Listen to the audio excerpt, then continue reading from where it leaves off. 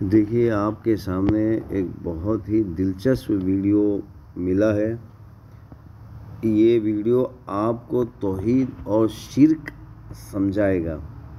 तौहीद और शिर्क कि तौहीद किस तरह इंसान को आज़ादी के रास्ते पे ले जाती है और शिर्क किस तरह इंसान को बर्बादी और गुलामी के रास्ते पे ले जाती है, और शिर्क में आदमी अपना खुद कैसे नुकसान करता है। देखिए, स्क्रीन पर जो आदमी को आप देख रहे हो, इस आदमी ने 20 साल प्रोपेगेंडा किया कि गौ हत्या करने वालों की हत्या होनी चाहिए। गौ हत्या करने वालों को हिंदुस्तान में रहने की, यानी कि हिंदुस्तान से निकालना चाहिए। और इसी नारे पे वो चीफ मिनिस्टर बना, और चीफ मिनिस्टर बनने के बाद आज 10 साल हो गए। 10 साल में इसने कभी कानून नहीं बनाया गौ हत्या करने वालों को सज़ा होनी चाहिए बोलकर, बल्कि ये खुद उसका भागीदार है उस बिज़नेस का जो जहाँ पर यानी कि गौ माता को काट कर और उसे थैली में भर कर इंडिया के बाहर में भेजा जाता है, बेचा जाता है।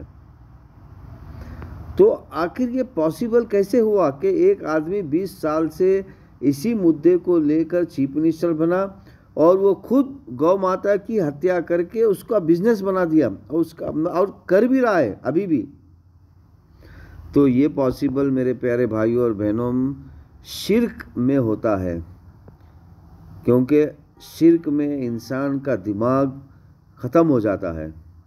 इंसान अपने आप में किसी का गुलाम बन जाता है। बस वो जो कहेगा बस वही उतना ही सुनेगा। यानी कि समझ लीजिए कि कुत्ते की नस्ल का या फिर जानवर की एक पैटर्न के किस्म का बन जाता है इंसान।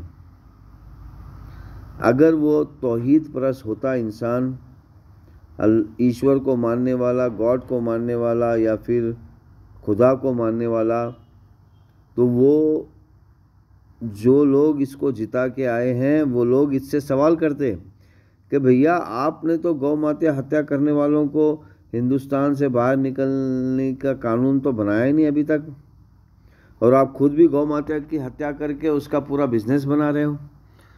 तो मेरे प्यारे भाइयों और बहनों, अब यहाँ पे जो मुसलमान हैं उनको भी ये समझना है कि शिर्क और तौहीद किस तरह इंसान की ज़िंदगी का मेन हिस्सा है। इसीलिए ईश्वर ने कहा है कि शिर्क सब में जुल्म अजीम है, क्योंकि आज जितना भी माहौल आप देख रहे हो हमारे आतराफ में, ये शिर्क होने की वजह से है। अगर आदमी ईश्वर की बात सुनते, ईश्वर के खूबियों को समझते, ईश्वर के बनाए हुए कानून पर चलते, तो इतना प्रॉब्लम ही नहीं होता, सारे प्रॉब्लम सॉल्व होते। तो ये बहुत इम्पोर्टेंट वीडियो है मेरे भाई। अब ये जो देखिए सिग्मा पॉलिटिक्स है, अब इस लड़के ने बड़ी खूबसूरती से क्या बातें बताई है कि एक बार तुम भी सुन लो, ताकि तुम्हें ऐसा ना लगे कि मैंने एक फेक बनाया है।